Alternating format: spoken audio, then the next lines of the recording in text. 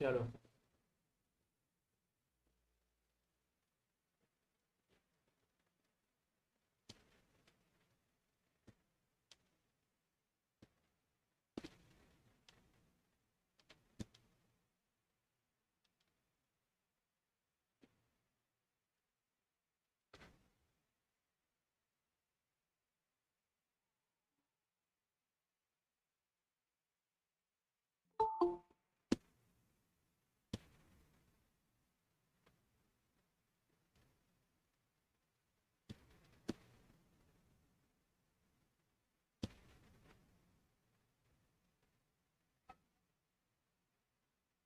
Hello sir. हाँ बोलो। Screen आ रहा है मेरा? क्या कह रहे? मिले तुम्हारा आवाज कट रहा है।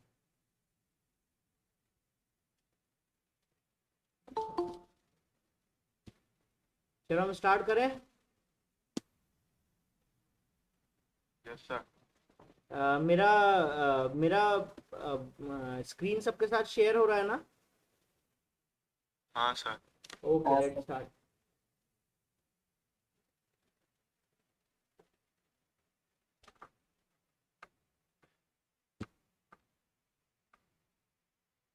बोर्ड सबको विजिबल है? Yes sir. चलो लेट्स स्टार्ट। तो हम लोग पढ़ रहे थे, चैप्टर का नाम था सॉल्यूशन। यस। Yes okay. तो दो कॉन्सेप्ट हमने सीखे थे। एक था वेपर लिक्विड इक्विलिब्रियम, है ना? ले दे के एक ही कॉन्सेप्ट था ये। इसमें क्या होता था, हमारे पास मान लो एक क्लोज्ड कंटेनर है। कैसा कंटेनर?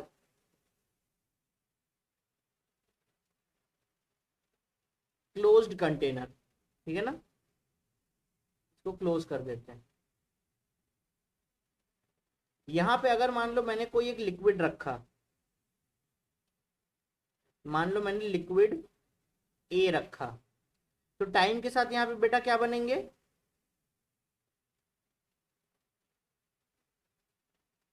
पेपर। किसका वेपर बनेगा बेटा? वेपर्स ऑफ ए। अगर तुमने यहाँ पे ए रखा है लिक्विड, तो यहाँ पे ए का वेपर आएगा, है ना? सर हाँ बोलो। आपका स्क्रीन दिखाई नहीं दे रहा। क्या? दे रहा है भाई। दे रहा है। नेटवर्क प्रॉब्लम हो सकता है। शायद तुम्हारा नेटवर्क प्रॉब्लम है शायद। बाकियों को तो आ रहा है यार। हाँ सर। किसी किसको किसको स्क्रीन नहीं आ रहा है?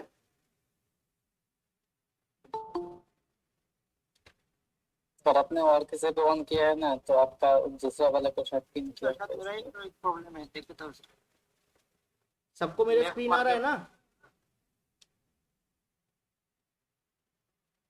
अरे हाँ ना, कुछ तो बता दो। लेफ्ट में किसी से ज्वाइन हो जाएंगे। आ रहा है सर। ओके। चलो चलो। तो ये हमारे पास एक क्लोज्ड कंटेनर है जहां पे हमने लिक्विड ए लिया। अगर हमने लिक्विड ए लिया तो हमें वहां पे ए का वेपर भी मिलेगा। At time T is equal to infinite, मतलब काफी समय के बाद, आफ्टर आफ्टर सर्टेन टाइम। इतना टाइम होना चाहिए कि जितना मैक्सिमम वेपर बनना हो बन चुका होगा। उस टाइम पे हम लोग बोलेंगे कि 10 vacant space above liquid A is saturated with vapors of A। सही बात है कि नहीं?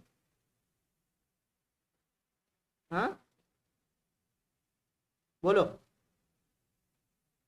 जब time t is equal to infinite होगा, मतलब काफी समय निकल चुका होगा, तब लिक्विड ए के ऊपर जो खाली स्पेस है इतना, वहां पे ए के वेपर सैचुरेट हो चुके होंगे। यस और no? Yes sir. Yes sir. ठीक है कि नहीं। इस समय पे हम लोग बोलेंगे कि यहाँ पे वेपर प्रेशर या partial pressure will be maximum, है ना। और इसी मैक्सिमम पार्शियल प्रेशर को हम लोग क्या कहते हैं, वेपर प्रेशर। यस, ठीक है ना।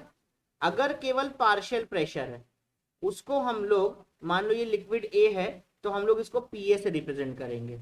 अगर मान लो पार्शियल प्रेशर मैक्सिमम है तो मतलब ये एक फिक्स्ड वैल्यू है ना, तो इसको हम लोग पी ए नॉट से रिप्रेजेंट करेंगे। सही है कि नहीं, इतना हमने लास्ट क्लास तक पढ़ा था। यस, चलो यस सर। चलो क्वेश्चन करते हैं कुछ। अच्छा, दूसरी चीज ध्यान रखना, मान लो तुम्हारे पास ये कंटेनर है, यहाँ पे अगर लिक्विड ए है और तुमको दिया गया है पी ए नॉट, मान लो 38 टॉर्क गिवन है, तो यहाँ पे जो ए का मैक्सिमम प्रेशर होगा ना वो होगा 38 टॉर्क। यहाँ पे मान लो अगर ए के साथ साथ नाइट्रोजन भी है तो यहाँ पे वेपर लिक्विड इक्विलिब्रियम केवल हम लोग किसका बता पा रहे हैं, लिक्विड ए का, और वेपर जो है ए का उसके बीच में। यहाँ पे नाइट्रोजन और ए के बीच का कोई रिलेशन नहीं है। बात ये समझ में आती है कि नहीं। ए का ए के साथ में इक्विलिब्रियम है, अगर वहां कोई और गैस प्रेजेंट है तो उसके साथ थोड़ी ना है। क्लियर है कि नहीं। सर रिपीट कर दीजिए ना फिर से सर। जैसे मान लो तुमने यहाँ पे कंटेनर में time t is equal to 0 पर वाटर लिया, H2O लिया लिक्विड, तो time t is equal to 0 पर यहाँ पे वाटर वेपर तो नहीं होगा लेकिन नाइट्रोजन गैस हो सकती है, हो यस और नो। Yes sir. ठीक है कि नहीं। तो time t is equal to 0 पर यहाँ पे नाइट्रोजन गैस है लेकिन H2O वेपर थोड़ी ना है, और इस कंटेनर के अंदर H2O लिक्विड है। जब time t is equal to infinite आएगा तब ये नाइट्रोजन तो यहाँ पे रहेगी, यहाँ पे H2O वेपर भी आ जाएगा और H2O लिक्विड भी आ जाएगा। तो इक्विलिब्रियम किसके बीच में, जिसका लिक्विड रखा हुआ है उसका अपने वेपर के साथ में, मतलब यहाँ पर ये वेपर स्पेस में H2O लिक्विड का इक्विलिब्रियम है H2O वेपर के साथ में। बात समझ में। यहाँ पे नाइट्रोजन से हमें कोई लेना देना नहीं, नाइट्रोजन बस एक नॉर्मल गैस की तरह वहां पे प्रेजेंट है। क्लियर है कि नहीं। Yes sir. Yes sir. Done. हम नेक्स्ट उस पे आते हैं, डन सर। क्वेश्चंस पे आते हैं। प्रीवियस पे थोड़ा एक सेकंड लिए दिखाएंगे क्या, प्रीवियस पे एक सेकंड के लिए दिखाएंगे। लो देखो, ये तो मैं तुमको दे देता हूँ ना यार उसमें पीडीएफ में। ओके। ठीक है, चलो एक क्वेश्चन करते हैं। तुम्हारे पास एक कंटेनर है, ठीक है ना, यहाँ पे वेपर है, ठीक है ना, यहाँ पे प्रेशर है 700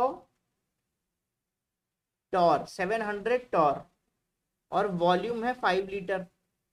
कोई भी लिक्विड नहीं है। तुमने क्या किया, इसको एक दूसरे चेम्बर में ट्रांसफर किया। यहाँ पे प्रेशर जो है वो मुझे पता नहीं, वही मुझे निकालना है, लेकिन वॉल्यूम कितना है 20 लीटर। तो बताओ जरा आंसर क्या होगा। यहाँ पे P की वैल्यू कितनी होगी, मान लो ये P1 है तो ये P2 है, तो P2 की वैल्यू बताओ कितनी होगी।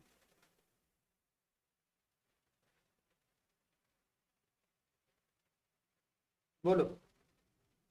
सर क्वेश्चन फिर से एक बार बोल दीजिए ना सर। क्वेश्चन ही तुम्हारे सामने लिखा हुआ है। यहाँ पे तुम्हारे पास कुछ वेपर है किसी भी का भी, मान लो कोई ये गैस है A, उसका वेपर है, तो गैस का अगर वेपर है तो उसका कुछ ना कुछ प्रेशर होगा। तो यहाँ पे जो पार्शियल प्रेशर है वो 700 टॉर है। इस पूरे का वॉल्यूम है 5 लीटर, ठीक है ना। इसको मैंने ट्रांसफर कर दिया। अब यहाँ पे जो भी मटेरियल था उसको मैंने ट्रांसफर कर दिया एक नए बॉक्स में, जहां पे प्रेशर मुझे नहीं पता इस गैस का कितना होने वाला है, और इस बॉक्स का वॉल्यूम है 20 लीटर। ठीक है ना, इसको सॉल्व करो कि यहाँ पे P2 की वैल्यू कितनी है। हाँ,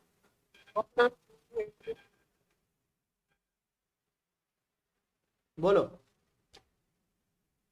175 175। क्या Yes, किया sir. बताओ, क्या क्या 175 आइडिया लगाया। Sir P1 is equal to P2 very good. देखो यहाँ पे टेम्परेचर में तो कोई चेंज आ नहीं रहा है, टेम्परेचर तो कैसा है, कांस्टेंट कांस्टेंट कांस्टेंट है ना। यहाँ का जितना मटेरियल है वो यहाँ पे ट्रांसफर किया गया है, तो जब यहाँ का जितना मटेरियल उधर ट्रांसफर किया जाएगा तो इसका मतलब यहाँ पे नंबर ऑफ मोल्स भी कांस्टेंट है भाई। जितने मोल यहाँ पे ए के होंगे उतने ही सारे मोल यहाँ पर भी ए के होंगे, यस और नो। यस सर यस है सर ना, तो जब एन और टी कांस्टेंट होता है तो यहाँ पे लगता है बॉयल्स लॉ। बॉयल्स लॉ क्या कहता है कि जब एन और टी कांस्टेंट है तो इसका मतलब पीवी भी जो है वो भी कैसा है, कांस्टेंट है। क्लियर है कि नहीं, बोलो। यस सर ठीक है ना, तो इन Yes, sir. दोनों के बीच में हम क्या लगा सकते हैं, P1 V1 is equal to P2 V2। So the answer would be P1 की वैल्यू है 700 और V1 की वैल्यू है 5। P2 की वैल्यू मुझे पता नहीं, V2 की वैल्यू है 20। तो P2 is equal to 1/4 into 700। Yes, yes तो यही मेरा आंसर हो जाएगा टॉर में। क्लियर है इतना, यस सर ठीक है ना। Yes, sir. अब देखो क्या यहाँ पे वेपर लिक्विड इक्विलिब्रियम है, क्या यहाँ पे वेपर लिक्विड इक्विलिब्रियम का कॉन्सेप्ट लगेगा कोई, बोलो। नो सर क्यों नहीं लगेगा, क्योंकि यहाँ पे लिक्विड है ही नहीं, नो लिक्विड। यस,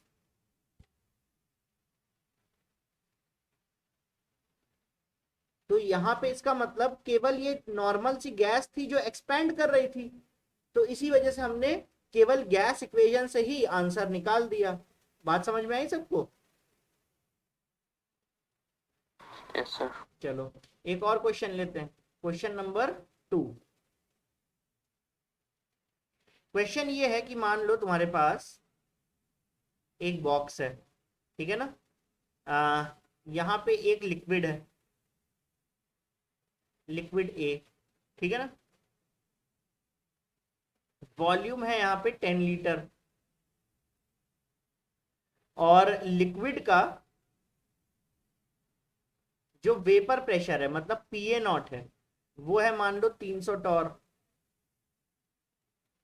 इस बॉक्स के अंदर जितना भी मटेरियल रखा था, time t is equal to infinite होने दिया, इस बॉक्स के अंदर जितना भी मटेरियल रखा था उसको मैंने ट्रांसफर किया एक और बड़े नहीं, चलो एक छोटा बॉक्स ले लेते हैं। इस बॉक्स का जो वॉल्यूम है वो है 5 लीटर, है ना। जब यहाँ पे हम इसको ट्रांसफर करेंगे तो ये लिक्विड भी आ जाएगा कि नहीं आ जाएगा, यहाँ पर बोलो। यस सर तो तुम्हें बताना है कि यहाँ पे जो तुम्हारा ए का प्रेशर है वो कितना आएगा, बताओ। सर क्वेश्चन समझ में नहीं है, फिर से बोलिए। तुम्हारे पास एक बॉक्स है, फिर से समझना इसको, एक बार में क्वेश्चन समझने का कोशिश करो। एक बॉक्स है तुम्हारे पास, ठीक है ना, जहां नहीं आए वहां रोकना।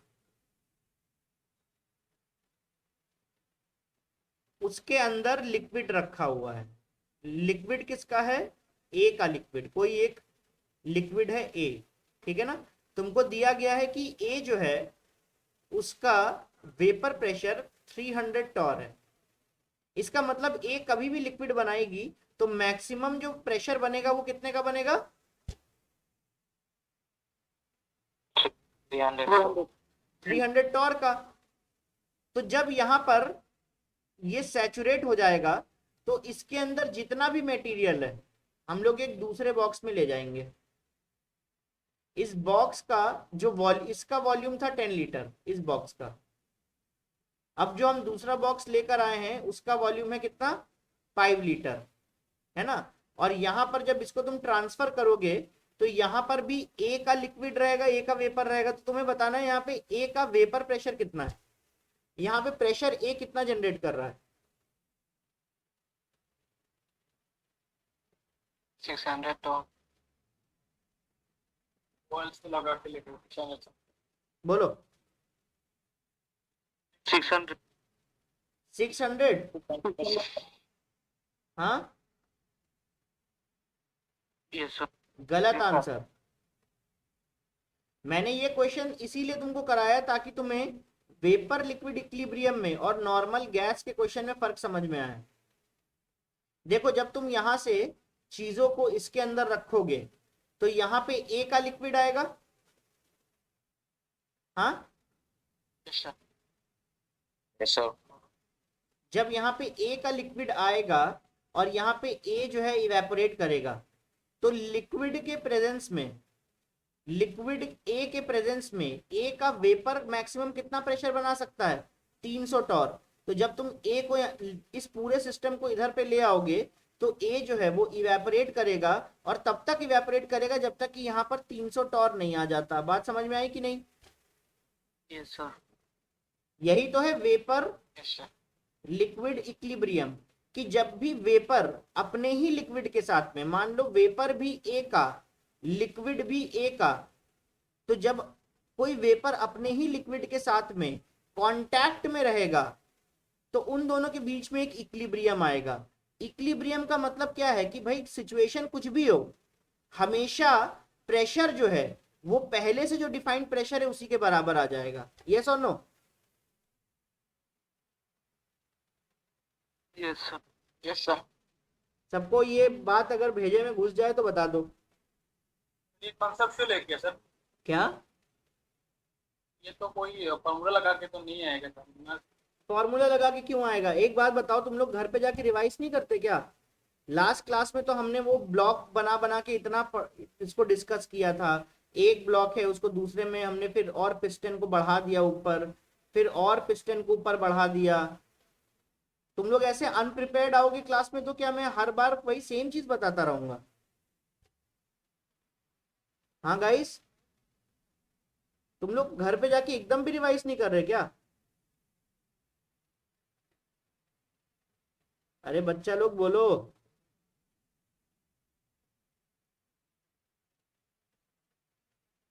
तुम लोग को रिवाइज तो करना पड़ेगा। एवरीडे में वही सेम कॉन्सेप्ट अगर समझाऊंगा तो हम आगे कैसे बढ़ेंगे?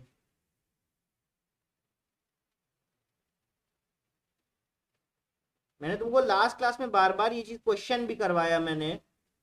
यहाँ पे केवल ए का वेपर था, यहाँ पे लिक्विड तो था नहीं, तो यहाँ पे कोई वेपर लिक्विड इक्विलिब्रियम बना ही नहीं।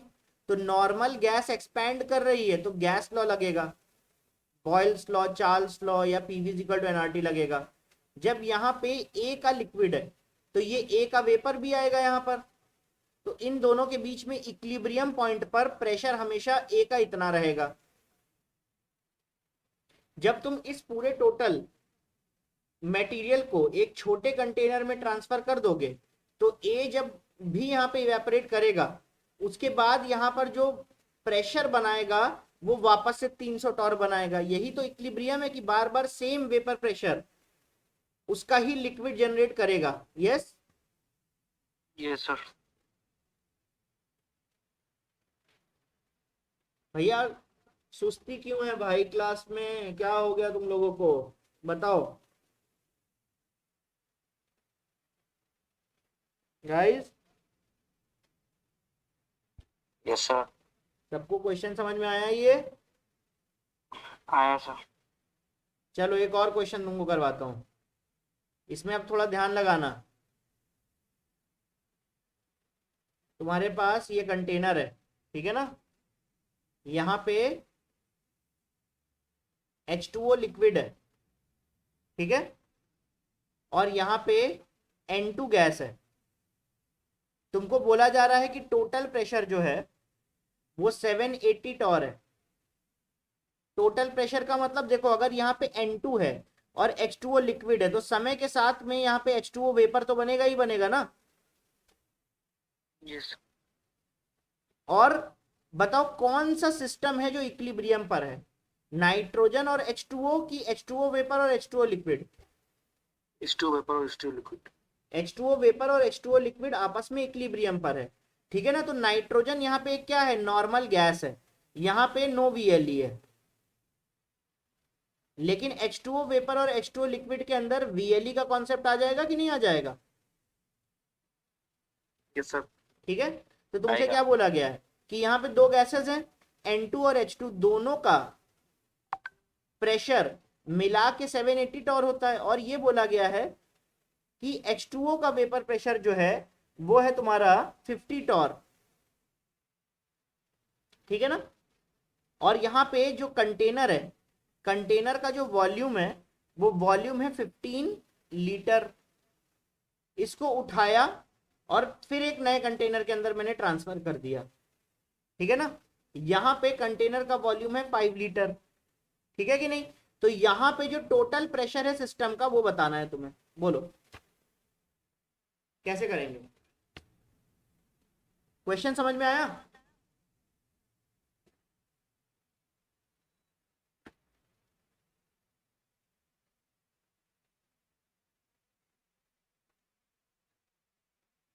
बेटा क्वेश्चन समझ में आया? Yes sir. सर ट्राई करो देखो।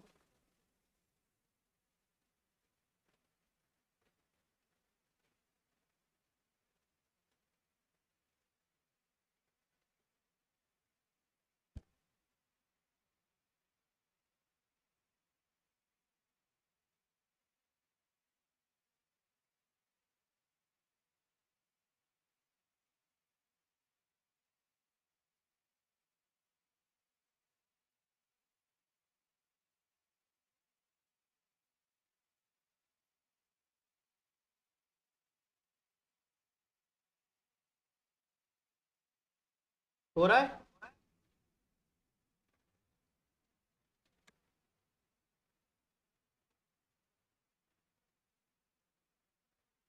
फिजिकल केमिस्ट्री तुम्हें एवरी डे घर पे जाके रिवाइज करना पड़ेगा, नहीं तो नेक्स्ट क्लास में एकदम मासूम बने बैठे रहोगे, कुछ भी तुम्हें समझ में नहीं आने वाला। ये मैं बार बार बता रहा हूँ, कुछ रिवाइज करो ना करो, फिजिकल केमिस्ट्री रिवाइज करना पड़ेगा एवरी क्लास से पहले।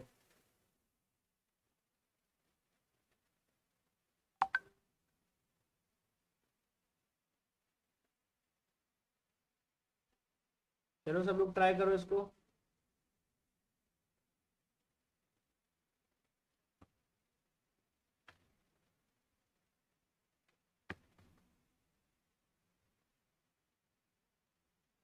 चलो मैं क्वेश्चन करूं। Yes sir.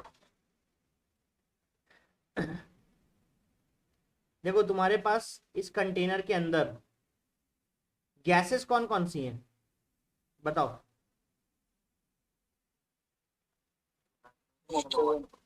एक तो तुम्हारे पास नाइट्रोजन गैस है और एक तुम्हारे पास H2O गैस है, सही है कि नहीं।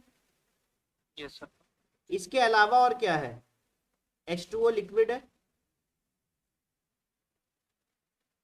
सही है कि नहीं। हाँ सर। प्रेशर किसकी बात हो रही है, प्रेशर जो गैस बना रहा है उस प्रेशर की यहाँ पे बात हो रही है ना। तो यहाँ पे अगर तुम मान लो इसको एक नए कंटेनर में ट्रांसफर करते हो तो क्या क्या चीजें ट्रांसफर हो रही हैं, ये लिक्विड ट्रांसफर हो रहा है, सही है ना। Yes sir. ये लिक्विड ट्रांसफर हो रहा है। अगर ये लिक्विड यहाँ पे ट्रांसफर हो रहा है तो यहाँ पे पहले चेक करो कि ये लिक्विड के साथ क्या इसका वेपर है। अगर इसका वेपर है तो इसका मतलब यहाँ पे लिक्विड, पहला कॉन्सेप्ट, जो H2O लिक्विड है वो H2O वेपर के साथ में किसमें है, वेपर लिक्विड इक्विलिब्रियम पे है। बात सही है कि नहीं। Yes sir. तो अगर यहाँ पे वेपर लिक्विड इक्विलिब्रियम में है तो चेक करो क्या यहाँ पे इसका वेपर प्रेशर गिवन है।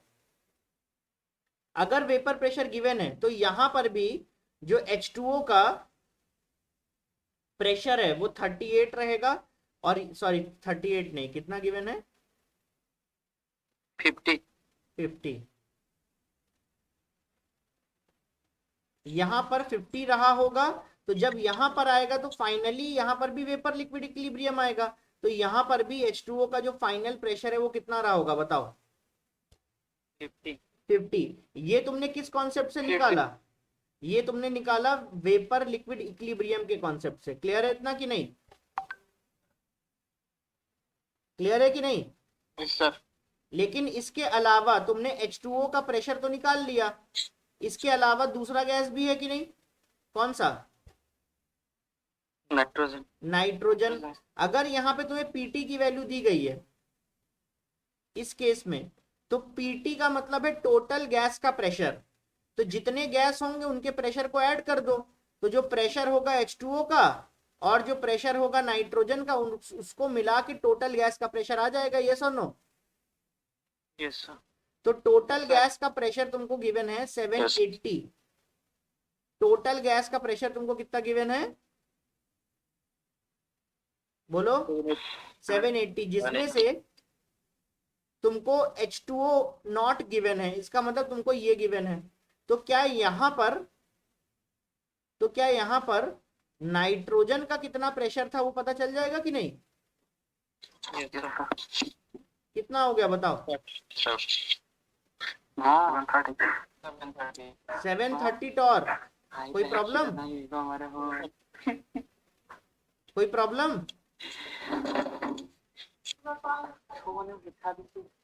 अरे इसको बताओ भाई, इसमें कोई दिक्कत?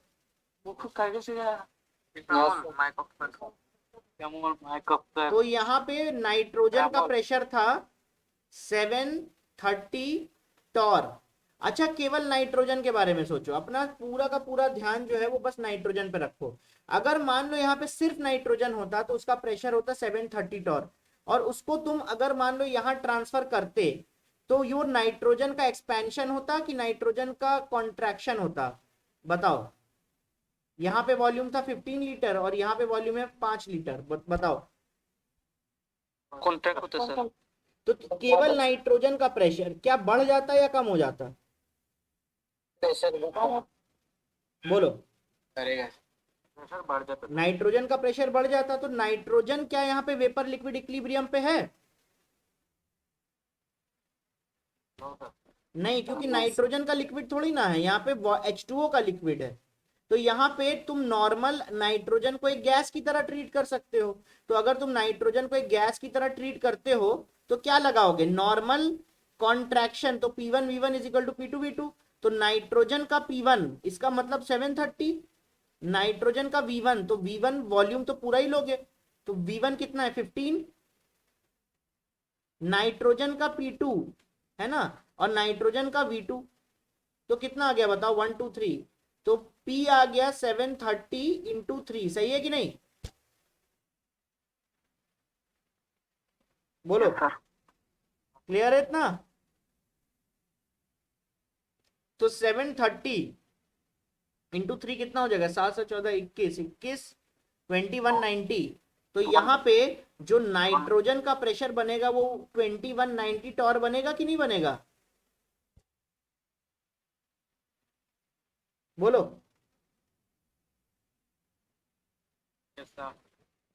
अभी ऐड कर देना है सर। अभी अगर तुम्हें टोटल प्रेशर निकालना है यहाँ पर इस कंटेनर में, तो भाई जितनी गैसेस हैं उनका प्रेशर ऐड कर दो।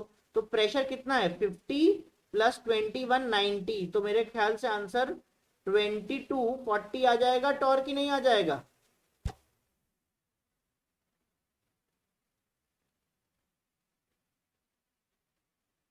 तुम लोग थोड़ा रिस्पॉन्स दो भाई, रिस्पॉन्स नहीं दोगे तो मैं आगे बढ़ जाऊंगा, फिर तुम्हें समझ में आएगा नहीं कुछ। बोलो। Yes sir. अब किसी को कोई डाउट हो तो पूछ लो। देखो मैं तुमको तीनों क्वेश्चन की एक समरी दे देता हूं। यहाँ पे पहले क्वेश्चन में केवल ए का वेपर था और यहाँ पे ए का कुछ भी नहीं था। तो मैंने जब इस ए गैस को यहां से यहां ट्रांसफर किया तो यहाँ पे केवल गैस होने की वजह से VLE तो लगा नहीं, तो नॉर्मल गैस का एक्सपेंशन है, क्योंकि वॉल्यूम देखो बढ़ रहा है, दिखता है। तो नॉर्मल गैस के एक्सपेंशन के लिए बॉयल्स लॉ लगाओगे, PV is equal to constant, तो P1V1 is equal to P2V2। तो तुमको P2 पता चल गया यहां से। नेक्स्ट क्वेश्चन पे देखो। नेक्स्ट क्वेश्चन यहाँ पे ओनली गैस का कॉन्सेप्ट था, ओनली गैस, इसका कॉन्सेप्ट था। नेक्स्ट क्वेश्चन पे तुम्हारे पास लिक्विड ए है, तो लिक्विड अगर ए है तो इसके ऊपर ए का वेपर बनेगा। अगर ए का वेपर बनेगा तो मैक्सिमम इस वैल्यू तक रीच करेगा, ये गिवन है, इस वैल्यू तक रीच करेगा। अगर तुमने इसको किसी दूसरे कंटेनर में भी ट्रांसफर कर दिया तो उतना ही इवेपोरेशन होगा जो कि वापस से इस प्रेशर को ले आए, इसी को इक्विलिब्रियम कहते हैं। बात समझ में आई कि नहीं? ठीक है ना? तो यहाँ पे 10 लीटर, यहाँ पे 5 लीटर, कॉन्ट्रैक्शन नहीं हुआ गैस का, क्योंकि यहाँ पे VLE का कॉन्सेप्ट आ गया। इस वजह से गैस उतना ही इवेपोरेट करेगा कि यहाँ पर और यहाँ पर ये इक्विलिब्रियम प्रेशर बार बार आ जाए। इसको बोलते हैं वेपर लिक्विड इक्विलिब्रियम। अगर H2O लिक्विड है तो वो अपने ही वेपर के साथ में इक्विलिब्रियम पे रहेगा। मेरे ख्याल से ये बात क्लियर है अभी? ठीक है ना? थर्ड पे आओ, देखो थर्ड पे मैंने ओनली गैस और ओनली VLE इन दोनों का कॉन्सेप्ट ऐड कर दिया है, दैट्स इट। यहां पे मैंने बोला कि भाई तुम्हारे पास पहले से यहां पे H2O लिक्विड है तो वेपर भी अपने आप ही आएगा, और साथ में बोला नाइट्रोजन भी है। और तुमको गिवन क्या क्या है? तुमको गिवन ये है और ये है और ये है, ठीक है ना? तो अगर तुमने जैसे ही H2O लिक्विड देखा नीचे तो हमेशा समझ जाओ कि यहाँ पे ये H2O जब इवेपोरेट करेगा तो यहाँ पे H2O का वेपर भी बनेगा। फिर देखो क्या है, ये वैल्यू तुमको गिवन है। अगर ये वैल्यू गिवन है तो यहाँ पे H2O वेपर का जो प्रेशर होगा वो यही हो जाएगा, ठीक है कि नहीं? क्योंकि यहाँ पे वेपर लिक्विड इक्विलिब्रियम आएगा। और साथ में क्योंकि यहाँ पे नाइट्रोजन भी था तो नाइट्रोजन का प्रेशर कैसे निकालेंगे? टोटल प्रेशर में से वाटर वेपर का प्रेशर माइनस कर दो तो नाइट्रोजन का प्रेशर आ जाएगा यहाँ पे कितना, 730 टॉर।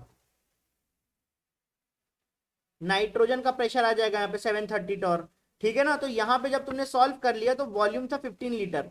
अब तुमने क्या किया, यहाँ से सारे मटेरियल को इधर पे ट्रांसफर किया, तो भाई ये लिक्विड भी यहाँ पे आएगा। जब ये लिक्विड यहाँ पर आएगा तो इसी लिक्विड का वेपर भी आएगा साथ में, और क्योंकि इस कंटेनर में नाइट्रोजन था तो साथ में नाइट्रोजन भी आएगा। बात समझ में आई सबको कि नहीं आई?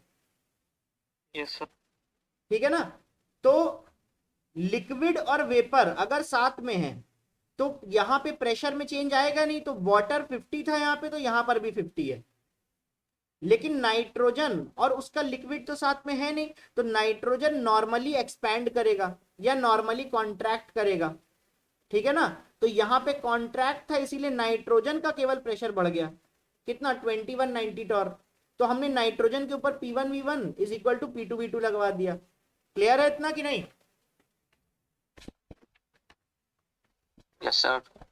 भाई कोई प्रॉब्लम हो तो बता दो अभी, कोई डाउट? No sir. ओके चलो हम आगे बढ़े।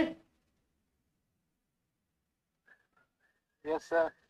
देखो ये सब मैं जो क्वेश्चन बता रहा हूँ ना, ये क्वेश्चंस का अगर तुम केवल लॉजिक समझ जाते हो, मेरी गारंटी है कि तुम हर तरह के क्वेश्चन कर पाओगे।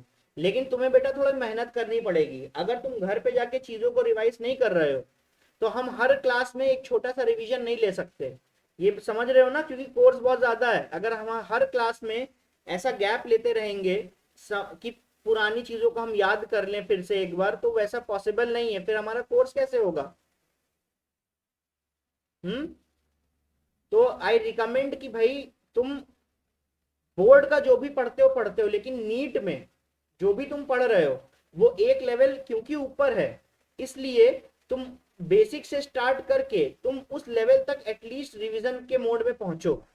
आई नो कि तुम लोग के पास टाइम उतना नहीं रहता क्योंकि तुम लोग काफी क्लासेस करते हो, लेकिन जैसे सब मैनेज कर रहे हैं वैसे तुमको भी मैनेज करना पड़ेगा। क्लियर है सबको कि नहीं? Yes sir. सब चाहते हो ना कि अच्छे से सब लोग अगले साल डॉक्टर बनोगे? Yes sir. है ना? देखो कॉन्सेप्ट कोई इतना टफ नहीं है, लेकिन रिवीजन करना पड़ेगा, बिना रिवीजन के नहीं हो सकता। चलो हम नेक्स्ट उस पे आते हैं। देखो अभी तक हम क्या पढ़ रहे थे? यस देखो अभी तक हम लोग क्या पढ़ रहे थे, अभी अब तक हम लोग प्योर लिक्विड की उसके वेपर के साथ में इक्विलिब्रियम पढ़ रहे थे। जैसे कि मान लो तुम्हारे पास ये है, यहाँ पे केवल H2O लिक्विड है, तो यहाँ पे H2O वेपर बनेगा, इन दोनों के बीच का इक्विलिब्रियम पढ़ रहे थे, सही है कि नहीं। तो यहाँ पे we were studying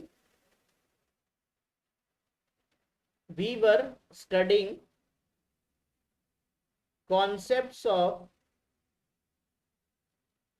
equilibrium of pure solvent।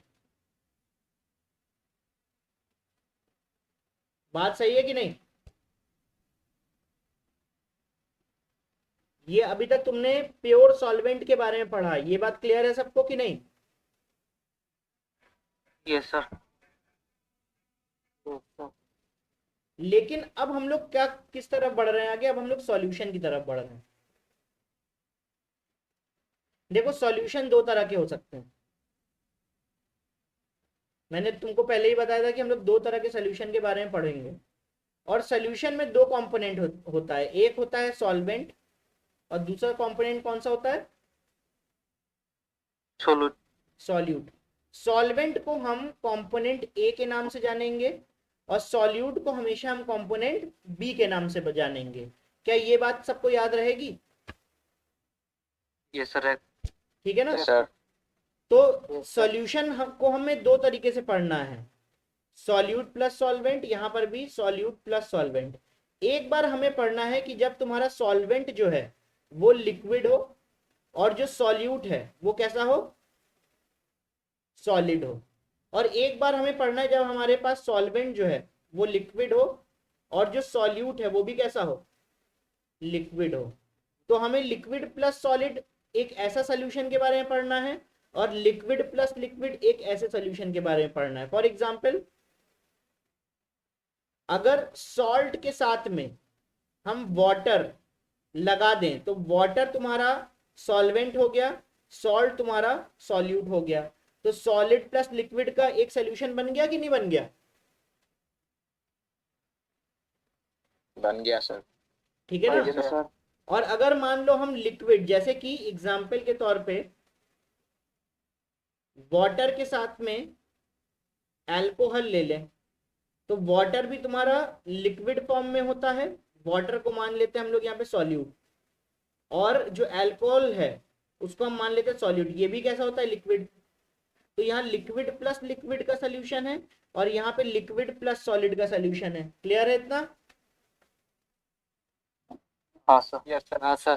ठीक है ना। तो सबसे पहले हम लोग पढ़ेंगे इसके बारे में, सबसे पहले हम लोग पढ़ेंगे इसके बारे में और उसके बाद हम लोग पढ़ेंगे इसके बारे में। तो हम लोग स्टार्ट करते हैं। पहला, सर काइंडली थोड़ा स्लो पढ़ाइए सर, ज्यादा फास्ट हो रहा है। फास्ट हो रहा है, चलो भाई। नहीं सर।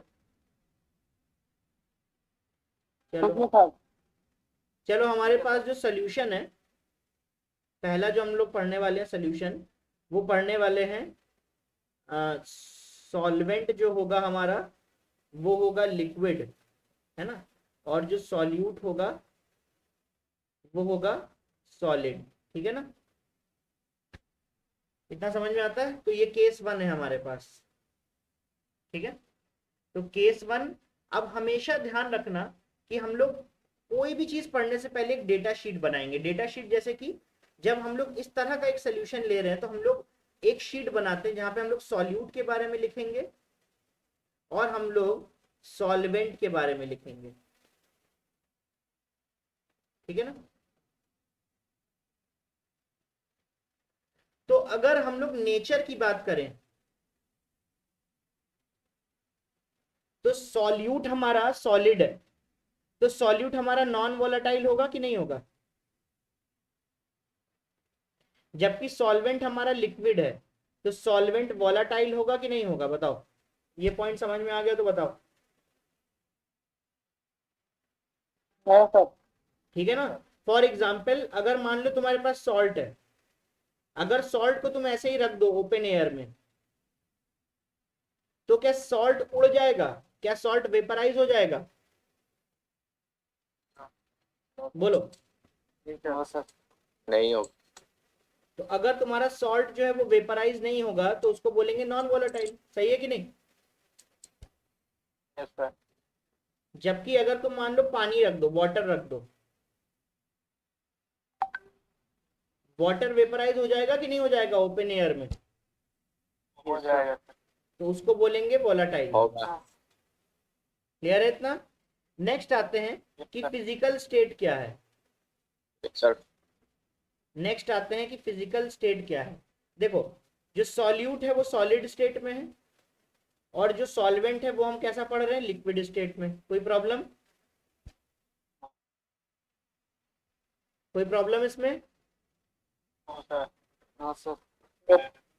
थर्ड पे आते हैं, वेपर प्रेशर। जो भी चीज नॉन वोलेटाइल होती है तो उसमें वेपर बनने की टेंडेंसी जीरो होती है, सही है कि नहीं? यस। तो अगर वेपर बनने की टेंडेंसी जीरो हुई तो वेपर प्रेशर कितना होगा? जीरो होगा। तो जो नॉन वोलेटाइल सॉल्यूट है उसका वेपर प्रेशर कितना?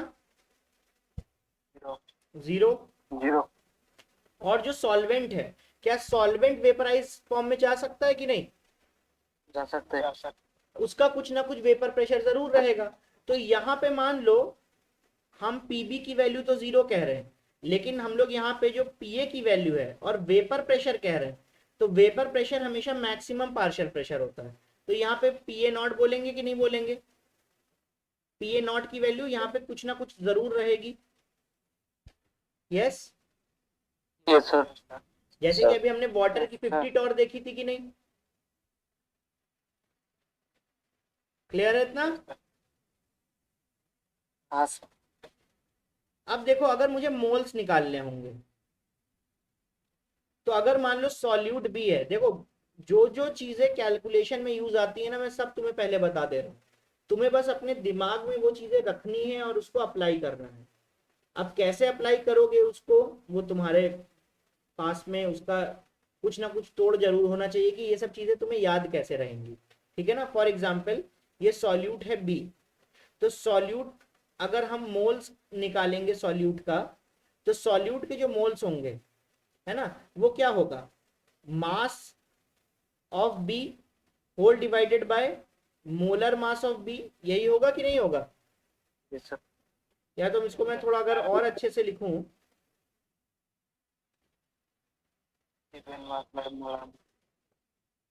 तो mass of B whole divided by molar mass of B ऐसे लिख दें? बोलो। ठीक है? वैसे ही अगर मान लो मुझे ए के बारे में कुछ गिवन है तो मैं ए के मोल्स कैसे निकालूंगा? बोलो। A by M A. Mass of A divided by molar mass of A, सही है? Yes sir. अच्छा, एक और जो चीज हमें निकालने की जरूरत पड़ती है वो है मोल फ्रैक्शन। क्या है बेटा? Mole fraction. तो हम मोल फ्रैक्शन तो दोनों कंपोनेंट का भी निकाल सकते हैं, ए का भी निकाल सकते हैं और बी का भी निकाल सकते हैं। तो अगर मान लो मुझे मोल फ्रैक्शन ऑफ ए निकालना है तो मैं क्या करूंगा बताओ? Moles of A by moles of A plus moles of A by moles of A moles of A whole divided by moles of A plus moles of B, सही है? यस। Yes sir. यहाँ पे क्या करेंगे? Yes sir. Sorry sorry, मैंने थोड़े sections interchange कर दिए ना। यहाँ पे मैं ए के बारे में बी के बारे में लिख रहा हूँ, तो यहाँ पे mole fraction of B is equal to moles of B whole divided by moles of A plus moles of B, सही है? और अगर मान लो मुझे मोल फ्रैक्शन ऑफ ए निकालना है तब क्या करेंगे? बोलो बोलो। Moles of A moles of A plus moles of A, moles of A by moles of B plus B. Clear है? हाँ सर। कोई प्रॉब्लम? कोई problem? No sir. Okay. No sir. इस कंटेनर के अंदर अब तुमने प्योर ए नहीं लिया, अब तुमने ए के साथ साथ एक कोई सॉल्यूट ले लिया बी। इसके मोल्स हैं ए, इसके मोल्स तुमने मिक्स करे बी। तो यहाँ पे जो लिक्विड स्टेट है ना, इसमें अगर मान लो तुमको निकालना है ए का मोल फ्रैक्शन, तो तुमने सीखा अभी वो है Na प्लस एन बी, और अगर बी का मोल फ्रैक्शन निकालना है तो वो है N B whole upon Na plus N B. सही है, लेकिन mole fraction of A plus mole fraction of B one होगा कि नहीं होगा? होगा सर। कोई प्रॉब्लम इसमें? नहीं सर। तो कितने भी कंपोनेंट होते हैं उन सबके मोल फ्रैक्शन को अगर ऐड कर दोगे, कितने भी कंपोनेंट होते हैं उन सबके मोल फ्रैक्शन को अगर तुम ऐड कर दोगे तो सबका एडिशन जो है वो 1 के बराबर होगा। ये तो तुमको शायद पता ही है, मैं पहले बता चुका हूं। क्लियर है कि नहीं? एक बार पूरा बता दीजिए। अरे दो चीजें हैं भाई तुम्हारे पास, ठीक है ना, एक है ए, दूसरा है बी। अगर तुम ए का मोल फ्रैक्शन लोगे और बी का मोल फ्रैक्शन ऐड करोगे तो वो 1 के बराबर आएगा। अगर मान लो तुम्हारे पास यहाँ पर ए के साथ में बी के साथ में सी भी होता, तो यहाँ पे mole fraction of A plus mole fraction of B plus mole fraction of C तीनों ऐड करते तो 1 के बराबर आता। कैसे? सिंपल सी मैथमेटिक्स है यार, तुम लोग ने 11th में कुछ नहीं पढ़ा है क्या? सबका डिनोमिनेटर सेम होगा तो प्लस करना। ये N A whole upon N A plus N B plus N C, ये हो गया तुम्हारा mole fraction of A. Plus अगर तुम इसको देखोगे तो ये N B whole upon N A plus N B plus N C, plus अगर तुम इसको देखोगे तो सर होना है। N A whole upon N A plus N B plus N C is equal to 1 नहीं आएगा? बताओ। हाँ सर। सबका कॉमन डिनोमिनेटर है, तो यहाँ पे भी क्या हो जाएगा, N A plus N B plus N C, ये कैंसिल हो गया तो कितना बचा? 1 ही तो बचा। बोलो। हाँ सर, ये तो पहले भी मिला था। ये मैंने पहले भी बताया है, तुम लोग, तुम मैंने जो पढ़ा है वही तुम रिवाइज नहीं कर रहे। जब मैं सॉल्यूशन में कंसंट्रेशन टर्म्स पढ़ा रहा था तब भी मैंने बताया था ये। हाँ सर। तो ऐसे कैसे चलेगा भाई? अगली बार से सब रिवाइज करके आओगे कि नहीं आओगे? आऊंगा सर। आएंगे सर। तुम अगर ये एक्सपेक्ट कर रहे हो कि बिना रिवाइज किए सब हो जाएगा तो भाई वो तुम्हारी भूल है, ठीक है ना? तो अपने अच्छे के लिए प्लीज रिवाइज करना स्टार्ट करो। चलो ओके, तो मैं फिर से डेटा शीट पे आता हूँ, इसमें कोई भी प्रॉब्लम है तो पूछ लो।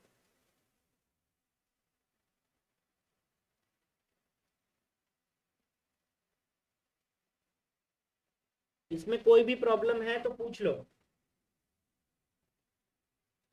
नहीं है सर। ओके, नहीं है। ये ध्यान रखना कि जो सॉलिड सॉल्यूट होता है वो नॉन वोलेटाइल होता है, मतलब उसका कोई भी वेपर प्रेशर नहीं होता। ये बहुत अच्छे से इसको ध्यान में रखना है ये बात। और जो भी लिक्विड सॉल्वेंट होता है वो अगर वोलेटाइल है तो उसका वेपर प्रेशर कुछ ना कुछ जरूर होगा। क्लियर है इतना कि नहीं?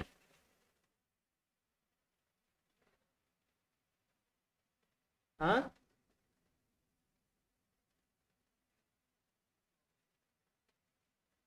तुम लोग की आवाज क्यों नहीं आ रही है? हेलो,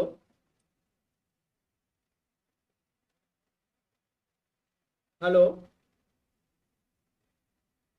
हाँ, मेरी आवाज आ रही है?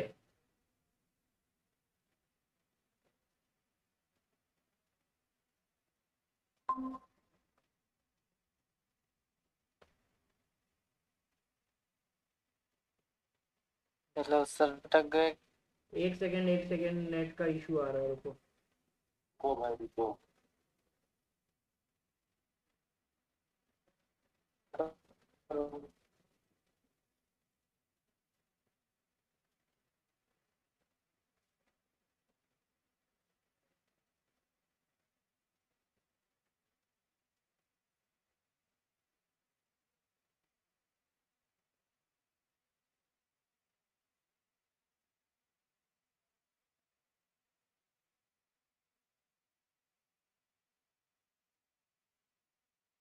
ये मेरी स्क्रीन सबसे शेयर हो गई कि नहीं हो गई?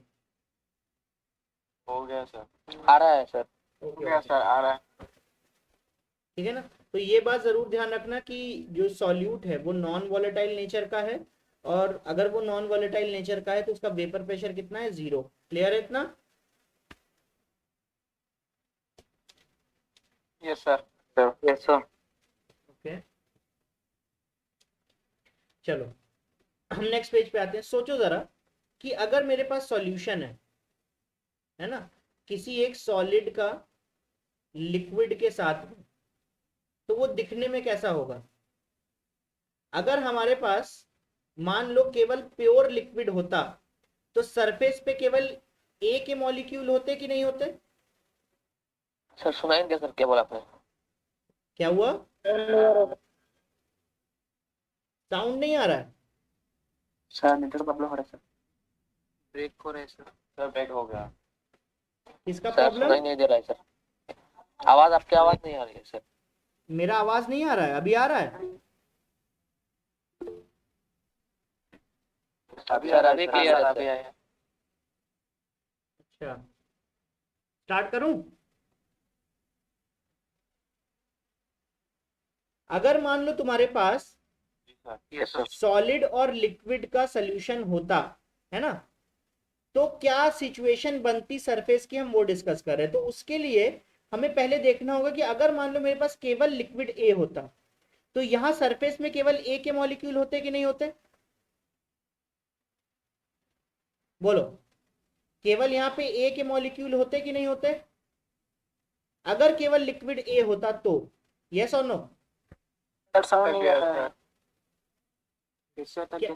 क्या वॉइस नहीं समझ में आ रही कि ये कंटेंट नहीं समझ में आ रहा? आवाज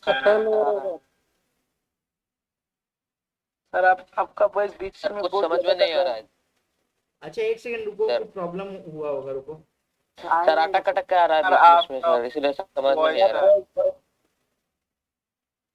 आवाज ही नहीं आता सर, वीडियो में लग रहा है, एक सेकंड, बीच बीच में ब्रेक है।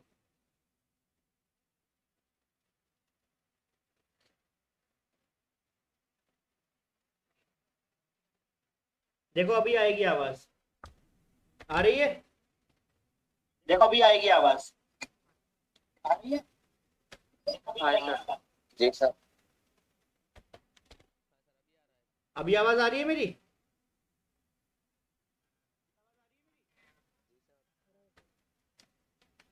ओके, चलो, मेरी आवाज आ रही है ना सबको? ओके, तो मान लो तुम्हारे पास सॉल्यूशन हम किसका बनाने जा रहे हैं? सॉलिड का और लिक्विड का, ठीक है ना। तो सॉलिड और लिक्विड का सॉल्यूशन बनाने से पहले अगर ये मान लो कि केवल हमारे पास लिक्विड ए होता, तो सरफेस पे जो मॉलिक्यूल होते वो केवल ए के होते, यस और नो? ये सारे ही ए के पार्टिकल्स होते,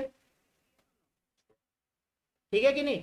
लेकिन जब तुम यहाँ पे बी को ले आओगे, है ना, तो अगर ये पूरा सरफेस से ए के पार्टिकल रिलीज होते या वो वेपर बनाते, तो वहां पे वो 100% ए का वेपर बनाते कि नहीं बनाते? तो यहाँ पे पी ए नॉट तक रीच करती वैल्यू।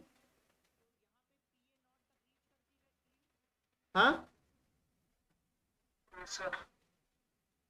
फिर से सुनो, वो थोड़ा स्लो सीख रहे हो चीजों को, फिर से सुनो।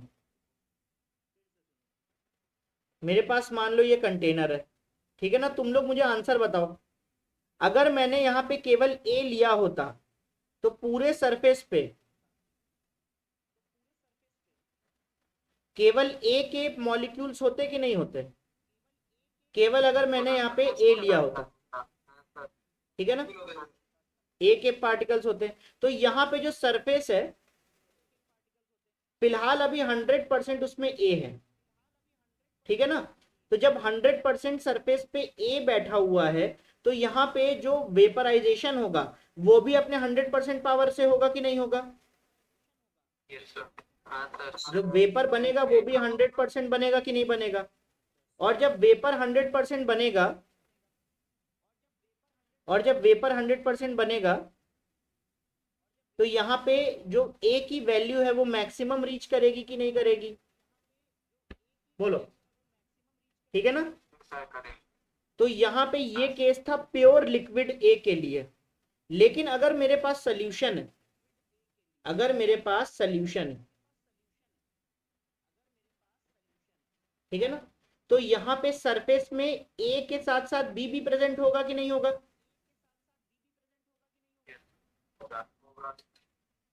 तो कुछ कुछ पार्टिकल यहां पर बी के भी मुझे मिल जाएंगे, और सरफेस पे बाकी जो है वो ए है। पावर इवेपोरेट करने में किसके पास है, ए के पास पावर है इवेपोरेट करने की, या बी के पास में पावर है इवेपोरेट करने की, बताओ। बी तो इवेपोरेट कर नहीं सकता, ठीक है ना। तो जब बी इवेपोरेट कर नहीं सकता तो बहुत सारे सरफेस में तो बी भी बैठा है ना, तो क्या यहाँ पे 100% वेपराइजेशन हो पाएगा। तो यहाँ पे नॉट 100% वेपराइजेशन। और वेपर केवल कौन बनाएगा, ए बनाएगा कि बी बनाएगा, ए बनाएगा।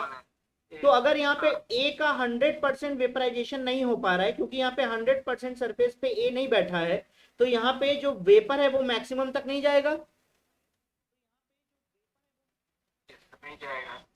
तो अगर वेपर मैक्सिमम तक नहीं जा रहा है तो यहाँ पे वो पीए नॉट से तो कम ही होगा, ठीक है ना। तो यहाँ पे कितना बनेगा, यहाँ पे केवल बनेगा पी ए। यहाँ पे कितना बनेगा, पी ए। वीडियो में लैग आ रहा है ना।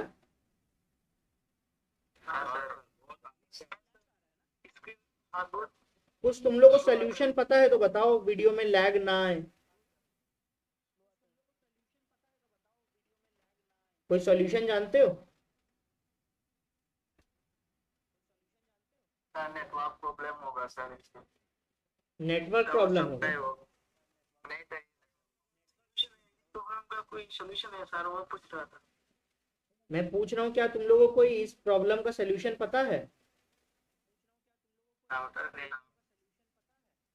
रुको जरा, मैं एक काम करके देखता हूँ, क्या पता सही हो जाए। सर कौन सा सॉल्यूशन बोल रहे थे। अरे मैं अपनी प्रॉब्लम के सॉल्यूशन की बात कर रहा हूँ कि वीडियो लैग आ रहा है ना। नेटवर्क इशू होगा सर। अच्छा रुको, मैं नेटवर्क चेंज करके देखता हूँ एक बार।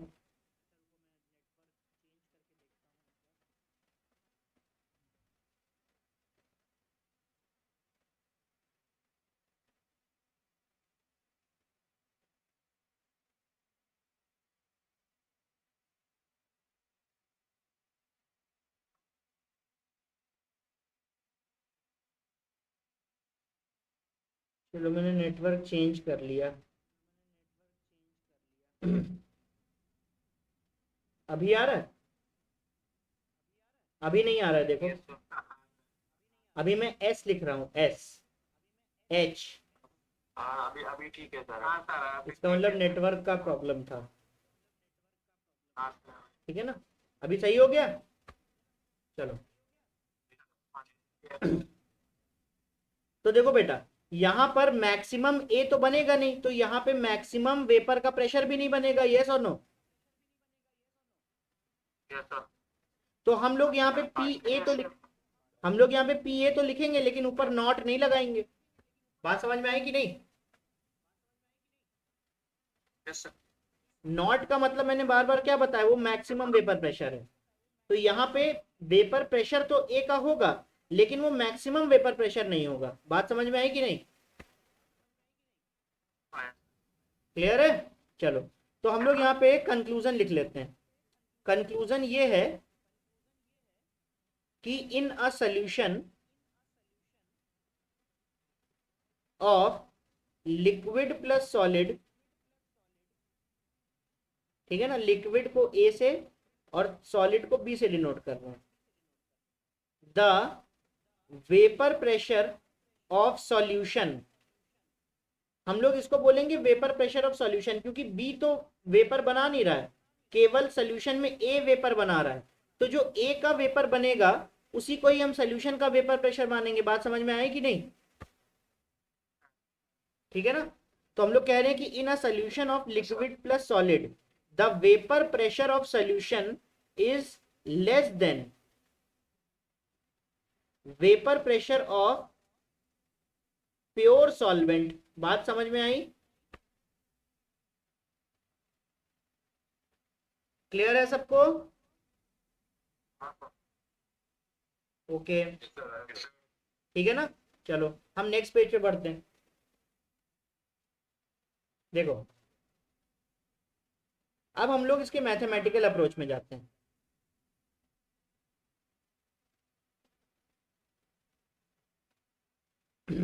यहाँ पे एक ए है और कुछ बीच बीच में कहीं बी है।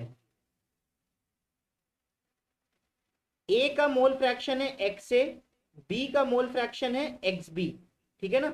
तो देखो सरफेस अगर मान लो सरफेस जो है वो ए से 100% कवर्ड होता तो वेपर प्रेशर कितना रीच करता? पी ए नॉट, सही है कि नहीं?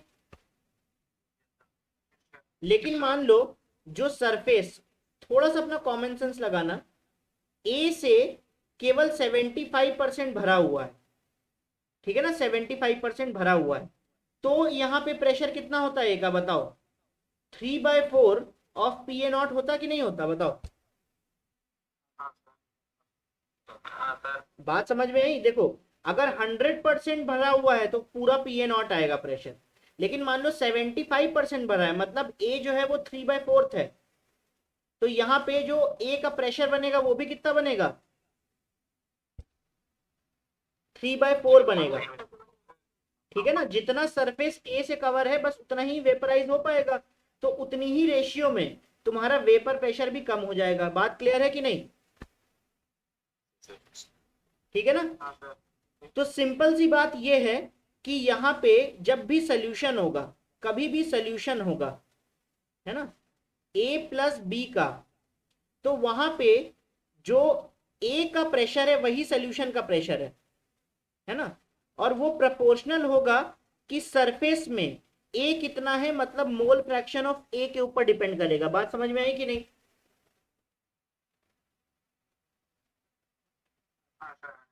ठीक है ना भाई, जितना ज्यादा ए सरफेस के ऊपर उतना ही ज्यादा उसका प्रेशर, तो जितना ज्यादा ए उतना ही वहां पे उसका मोल फ्रैक्शन। तो बेसिकली जो ए का प्रेशर होगा वो मोल फ्रैक्शन के प्रोपोर्शनल होगा कि नहीं होगा?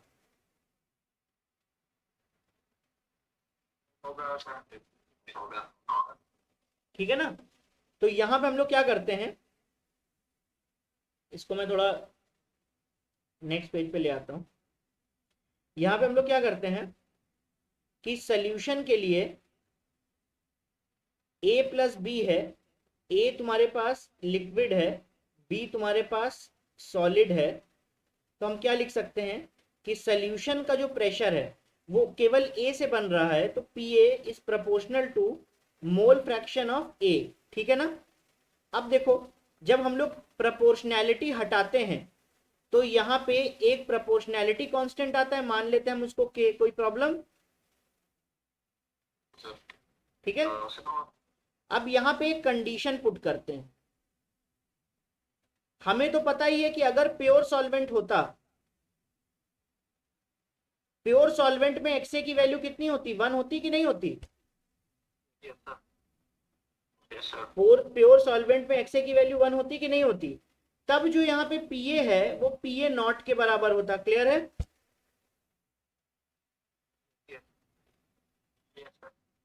सब लोग समझ लो भाई, अगर प्योर सॉल्वेंट होता तो एक्सए की वैल्यू 1 होती और एक्सबी की वैल्यू कितनी होती?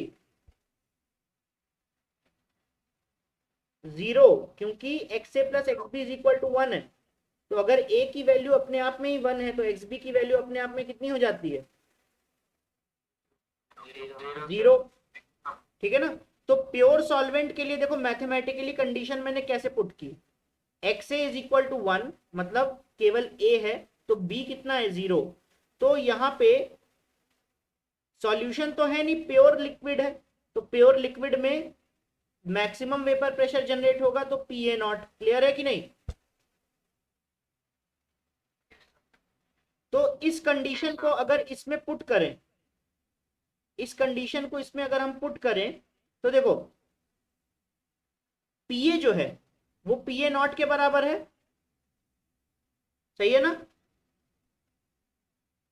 Is equal to K times, उस समय पे एक्सए की वैल्यू कितनी है 1, जब एक्सए की वैल्यू 1 है तो पीए की वैल्यू पीए नॉट है। क्लियर है कि नहीं?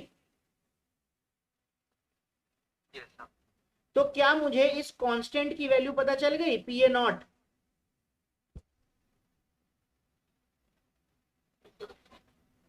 क्लियर है कि नहीं?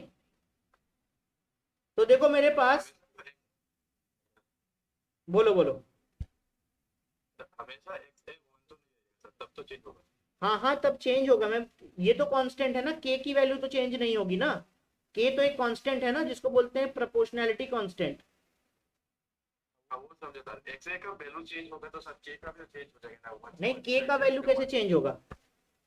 के की वैल्यू तो कांस्टेंट है ना हमेशा, जब वो वो तो समझे सर। प्रोपोर्शनैलिटी कांस्टेंट बोलते हैं इसको। तो तुम कोई भी एक कंडीशन लेके प्रोपोर्शनैलिटी कांस्टेंट निकाल लो तो हर कंडीशन में वो सेम ही तो वैल्यू होगी। एग्जांपल देके बताइए सर। एग्जाम्पल दे के ही तो बता रहा हूं मैं कि ये प्योर सॉल्वेंट अगर लेते तो एक्स ए की वैल्यू 1 होती और एक्स बी की वैल्यू 0 होती, है ना। तो इसका मतलब जो पीए होता वो पीए नॉट होता। अब यही कंडीशन मैंने यहां पर पुट कर दी, जब मैंने यही कंडीशन यहां पे पुट कर दी तो यहां पर पीए की वैल्यू अगर मैं पीए नॉट रखता हूं तो मुझे एक्सए की वैल्यू 1 रखनी पड़ेगी, तो के की वैल्यू पीए नॉट आ जाएगी। बोलो, हाँ सर, हाँ सर। बात समझ में आई कि नहीं? ये कंडीशन तो मैंने अपने आप से बनाई है, अपने अपने मतलब क्या बोलेंगे, इंटेलिजेंस से ही अपनी ये कंडीशन मैंने बनाई है कि कभी भी अगर प्योर सॉल्वेंट होगा तो एक्स ए की वैल्यू 1 होगी, एक्स बी की वैल्यू 0 होगी, है ना। और उस कंडीशन में जो तुम्हारा पास प्रेशर होगा वो मैक्सिमम होगा, मतलब पीए नॉट होगा। तो ये मैंने कंडीशन अपने आप से बनाई है और इस कंडीशन को मैंने इस इक्वेशन में पुट कर दिया कि जब पीए की वैल्यू पीए नॉट है तब एक्सए की वैल्यू 1 है, तो के की वैल्यू अपने आप कितनी आ जा रही, पीए नॉट।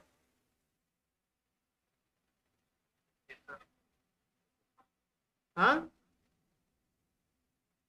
समझ में आया कि नहीं? तो अगर के की वैल्यू तुम एक बार पीए नॉट निकाल के ले आए तुम, इसका मतलब ये प्रोपोर्शनैलिटी कांस्टेंट हर कंडीशन में यही वैल्यू लेकर आएगा। तो सीधा सीधा किसी भी सोल्यूशन के लिए,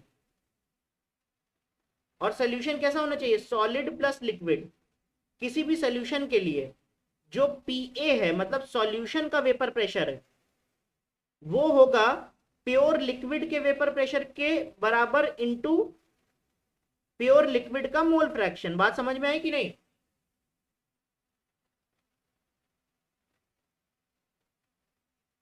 आया सर, आया सर।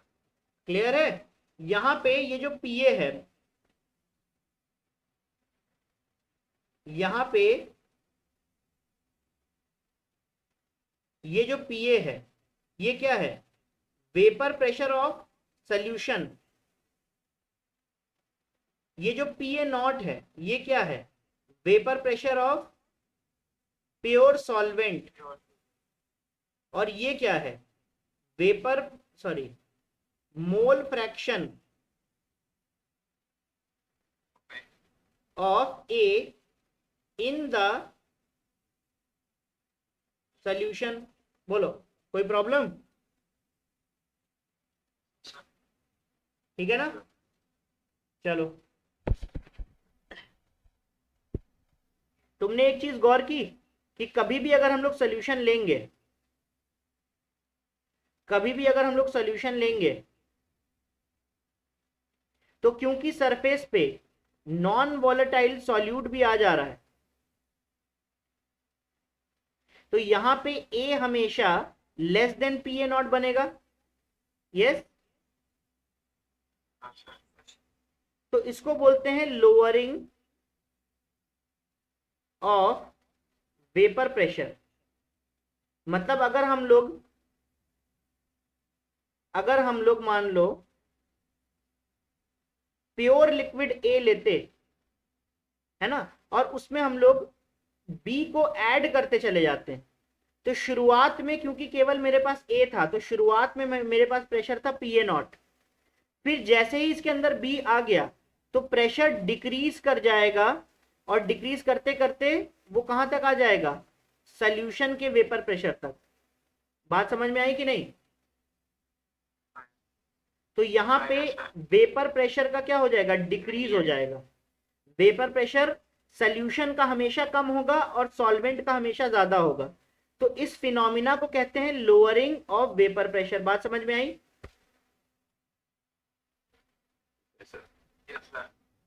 ठीक है ना? तो व्हाट इज, क्वेश्चन ये है मेरा कि what is lowering of vapour pressure, बताओ what is lowering of vapour pressure, बोलो।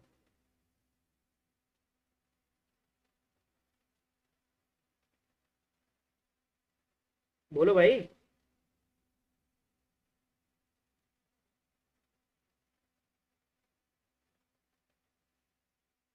Guys, lowering of vapour pressure क्या होता है?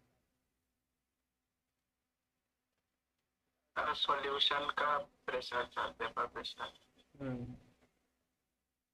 when प्योर फॉर्म से कम होगा।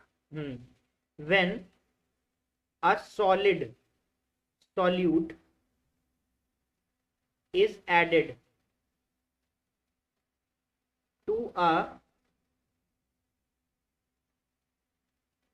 when a solid solute is added to a liquid solvent, then the vapor pressure of resulting solution is less than pure solvent। सही लिखा है मैंने? बोलो, क्या ये बात सही लिखा है कि कभी भी अगर हम लोग कोई सॉलिड सॉल्यूट ऐड करते हैं किसी प्योर लिक्विड में या प्योर सॉल्वेंट में, तो वेपर प्रेशर जो है सॉल्यूशन का वो हमेशा कम होता है प्योर सॉल्वेंट के रिस्पेक्ट में। क्लियर है कि नहीं? तो सॉल्यूशन का वेपर प्रेशर पीए के टर्म्स में लिखा जाता है, is equal to vapour pressure of pure liquid into mole fraction of A. Clear है इतना? ये मेरा फाइनल कंक्लूजन है। अब देखो जरा, तुम्हें कौन कौन से इसके फॉर्म्स जो हैं वो यूज में आएंगे। जैसे कि तुमने यहाँ पे पी ए नॉट लिखा is equal to P A not into X है, ये लिखा कि नहीं लिखा? अब देखो इसको हम कैसे मैनिपुलेट कर सकते हैं। क्या हम इसको P A upon P A not is equal to mole fraction of A, ये लिख सकते हैं? क्या हम मोल फ्रैक्शन ऑफ ए को 1 minus mole fraction of B लिख सकते हैं? ठीक है ना?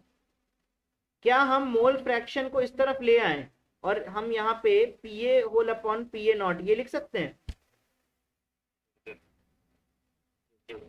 ठीक है ना?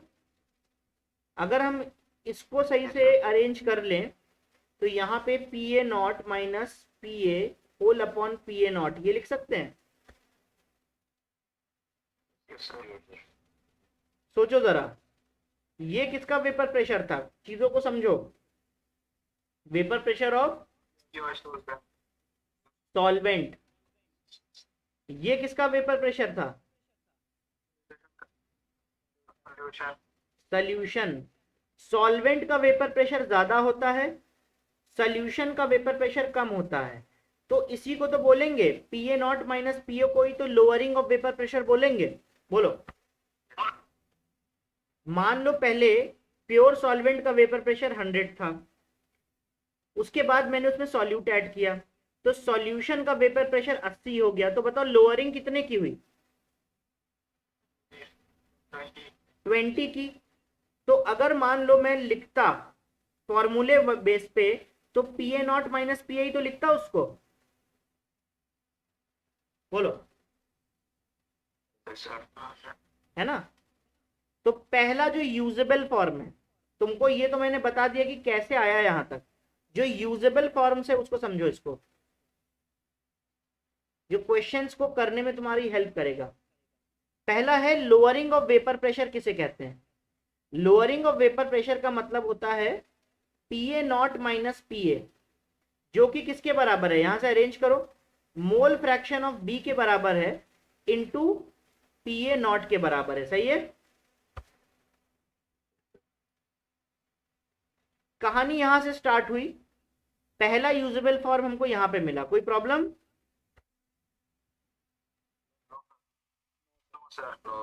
सेकेंड, जब कभी भी अगर तुम ओरिजिनल वैल्यू को, है ना, तुम उसके सॉल्वेंट के वेपर प्रेशर से डिवाइड कर दोगे तो उसको relative lowering of vapour pressure बोला जाएगा, मतलब परसेंटेज के टर्म्स में, है ना।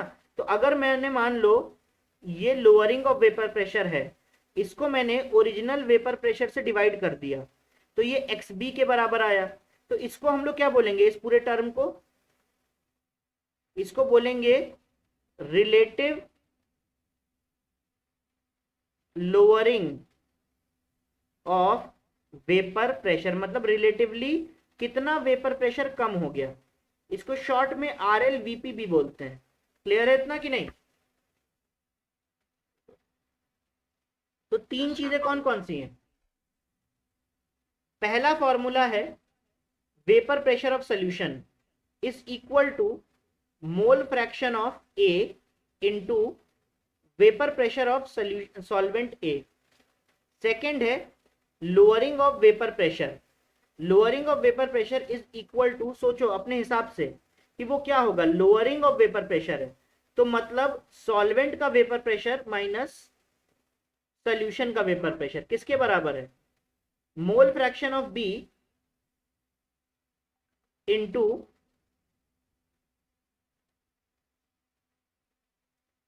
पी ए नॉट, ठीक है ना।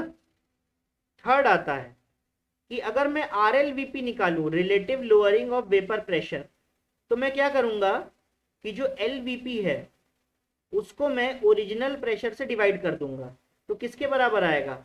इसके बराबर आएगा। ये तीन चीजें क्या तुमको याद रहेंगी,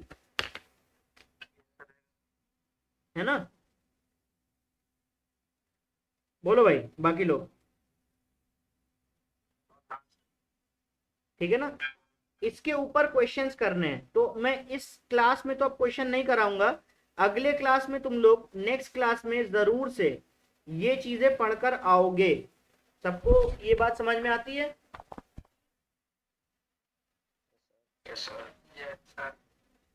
सबको ये चीज हाँ बोलो,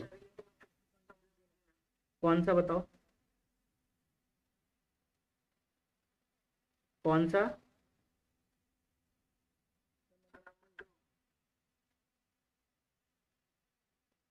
हम लोग यहां से आते हैं, हमारे पास सोल्यूशन है, सोल्यूशन ए का है और बी का है।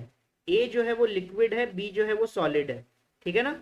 तो जितना भी सोल्यूशन का वेपर प्रेशर होगा वो ए के मोल फ्रैक्शन के ऊपर डिपेंड करेगा, ठीक है। अब यहां पे हम लोग क्या लिख रहे हैं कि P A is equal to K times X A, मतलब हमने यहाँ पे प्रोपोर्शनैलिटी कांस्टेंट हटा दिया। क्लियर है इतना? ये कंडीशन सोचो जरा, हम अपने लॉजिक से बना सकते हैं कि अगर हमारे पास प्योर सॉल्वेंट होता तो हमारे पास मोल फ्रैक्शन ए का 1 के बराबर होता, क्योंकि बी है नहीं तो बी का मोल फ्रैक्शन 0 होता, तो यहाँ पे ए का जो प्रेशर है वो पी ए नॉट के बराबर होता। क्लियर है कि नहीं इतना? तो कंडीशन जो पुट करोगे तुम यहाँ पे, तो यहाँ से फिर के की वैल्यू निकल जाएगी। तो यहाँ पे तुम पी ए की value P A not put करो, एक्स ए की वैल्यू 1 पुट करो, तो यहाँ पे तुम्हारे पास के की वैल्यू निकल गई। क्लियर है इतना? बोलो। तो के की वैल्यू पी ए नॉट आ गई। अब अगर के की वैल्यू पी ए नॉट आ गई तो यहाँ पे पुट करो जरा, इस इक्वेशन में पुट करो, तो Pa is equal to K की वैल्यू क्या रहेगी, Pa not into mole fraction of A। तो ये मेरे पास सोल्यूशन का वेपर प्रेशर अगर निकालना हो तो उसका फॉर्मूला आ गया, तो इसको मैंने नोट कर लिया। तो यहाँ पे Pa क्या डिनोट करता है, vapour pressure of solution. Pa not क्या डिनोट करता है, vapour pressure of pure solvent, है ना, ये इनटू का साइन है। XA क्या डिनोट करता है, mole fraction of A in the solution. Clear है इतना कि नहीं? Yes sir. अच्छा, तुमने अभी सीखा कि जो सॉल्यूशन का वेपर प्रेशर होगा वो हमेशा कम होगा प्योर सॉल्वेंट के वेपर प्रेशर से। यस, हमेशा जो सॉल्यूशन होगा उसका वेपर प्रेशर कम होगा, और जो अगर प्योर सॉल्वेंट लेंगे उसका वेपर प्रेशर हमेशा ज्यादा होगा। बात सही है कि नहीं? अरे बेटा हाँ ना कुछ तो बोलो। ओके, नेक्स्ट पेज पे आते हैं। तो मैंने एक क्वेश्चन ही ले लिया कि what is lowering of vapour pressure. तो जब कभी भी कोई सॉलिड सॉल्यूट किसी लिक्विड सॉल्वेंट में ऐड किया जाता है तो जो सॉल्यूशन का वेपर प्रेशर है वो हमेशा कम होता है प्योर सॉल्वेंट के रिस्पेक्ट में। ये लिखा गया है लोअरिंग ऑफ वेपर प्रेशर का डेफिनेशन। बात समझ में आई कि नहीं?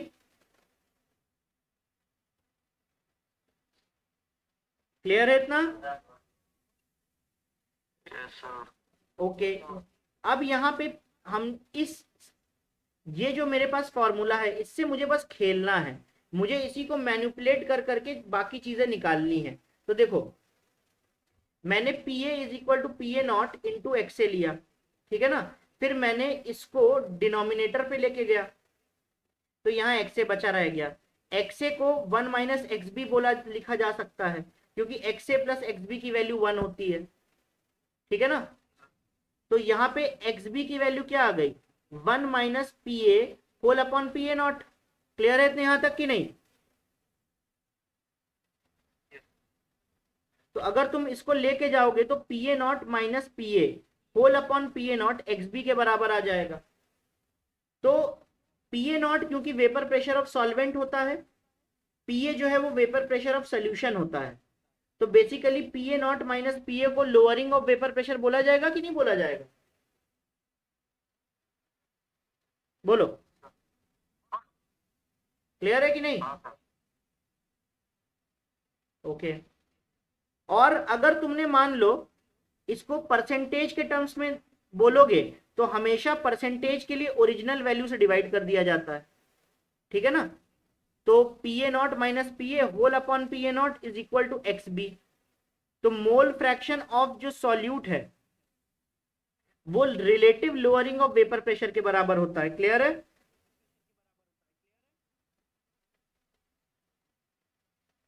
सबको क्लियर है ये बात? एक क्वेश्चन करोगे अभी?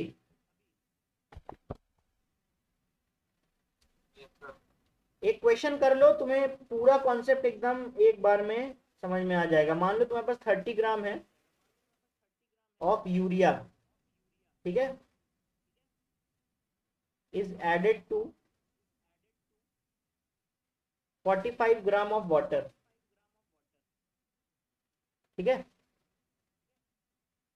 तुमसे बोला गया है कि vapour pressure of H2O is equal to 30 mm of Hg, और कैलकुलेट करना है सबसे पहले वेपर प्रेशर ऑफ सॉल्यूशन। कर पाओगे कि नहीं?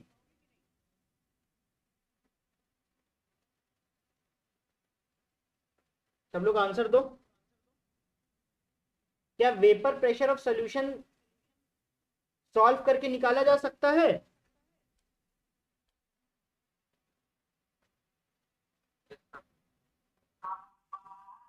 देखो, वेपर प्रेशर ऑफ सॉल्यूशन मतलब तुम्हें Pa की वैल्यू निकालनी है। अब तुम्हें पता है कि Pa जो है वो मोल fraction of A into Pa जो है वो Pa not into mole fraction of A के बराबर है। यहाँ पे A जो है वो सॉल्वेंट है, तो सबसे पहली बात, जो सॉल्यूशन गिवन है वहां पे ए पहचानो कौन है और बी पहचानो कौन है, बताओ। ये गिवन है,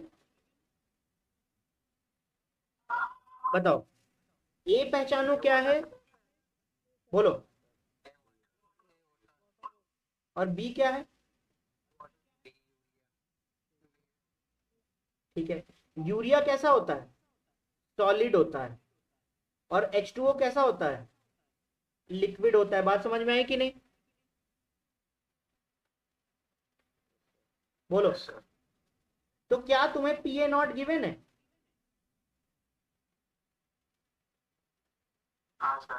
कितना होगा बताओ।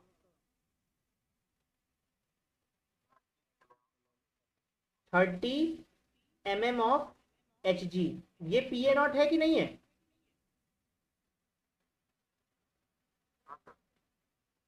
तुम्हें ये निकालना है vapour pressure of solution, PA0 तुमको गिवन है, तो बेसिकली तुम्हें मोल फ्रैक्शन ऑफ ए निकालना पड़ेगा, निकल जाएगा कि नहीं।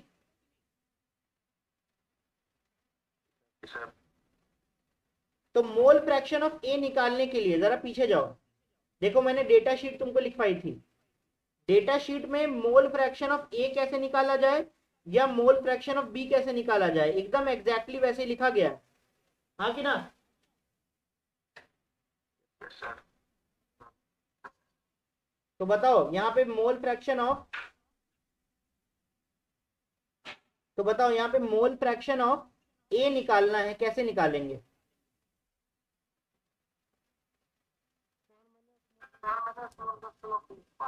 मोल्स ऑफ ए निकालना होगा, मोल्स ऑफ ए कितना होगा बताओ। 30 ए तुमने किसको बोला है, ए तुमने किसको बोला है, वाटर को बोला है, तो 45 बोलो ना, सही है।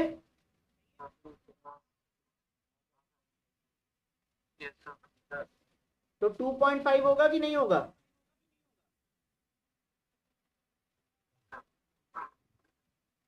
कैलकुलेशन अब कर लो भाई, कैलकुलेशन नहीं सिखा सकते। एन बी बताओ कितना होगा।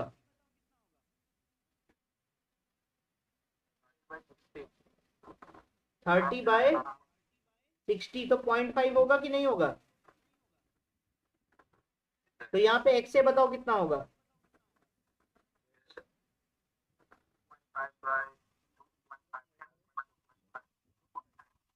सही है, तो 1/6 होगा कि नहीं होगा। कोई प्रॉब्लम, वैल्यू पुट करके निकालना है भाई। तो अब बताओ पीए, हाँ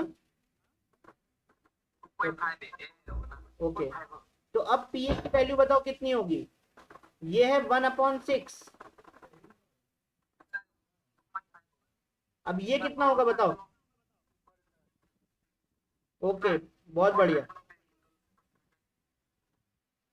PA0 की वैल्यू 30 और ये 1/6, तो ये कितना आ जाएगा, ये 1 है और ये 5 है, तो PA की वैल्यू कितनी आ जाएगी बताओ।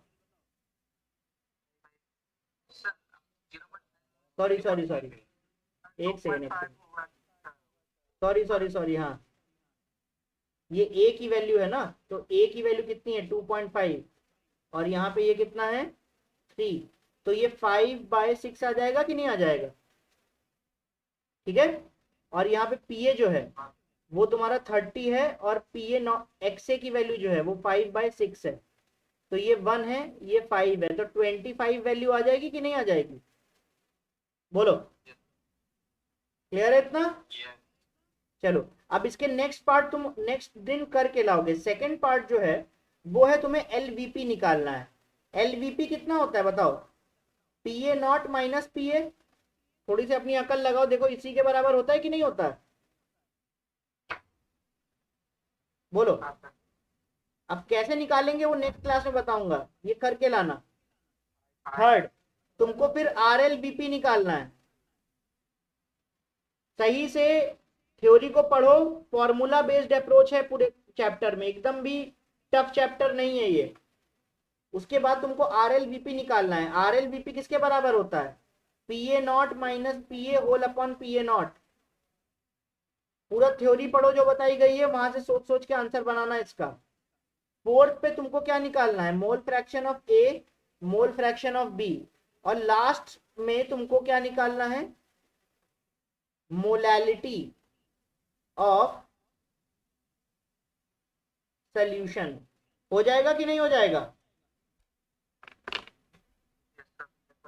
चलो ठीक है, नेक्स्ट क्लास में मिलते हैं।